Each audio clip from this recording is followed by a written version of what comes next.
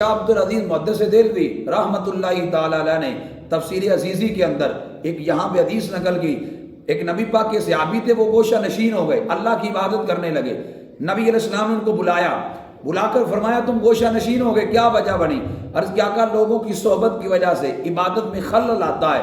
میرے نبی علیہ السلام فرمانے لگے لوگوں کی صحبت کی وجہ سے تمہیں جو تکلیف آتی ہے، فرمایا اللہ اس تکلیف پر تمہیں 60 سال سے بھی زیادہ نیکیوں کا ثواب عطا فرماتا ہے۔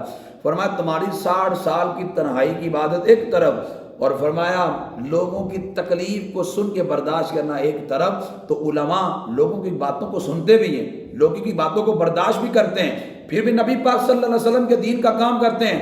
وہ مسجد کے اندر ہم پیچھے اس امام کے کہہ کر پھر اسی امام کی غیبت کرتے ہیں، ہم پیچھے اس امام کے کہہ کر پھر اسی امام کی مخالفت کرتے ہیں، یہاں امام کے پیچھے نماز پڑھ کے گئے، وہاں جا کے اس کی غیبت کرنے لگے۔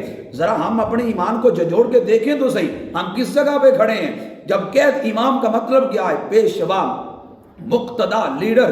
جب ہم امام کو اپنا لیڈر مانتے ہیں اور پھر ادھر ہم جا کے اس کا انکار کر دیتے ہیں تو یہ منافقت، یہ دوگلی پالیسی ہے۔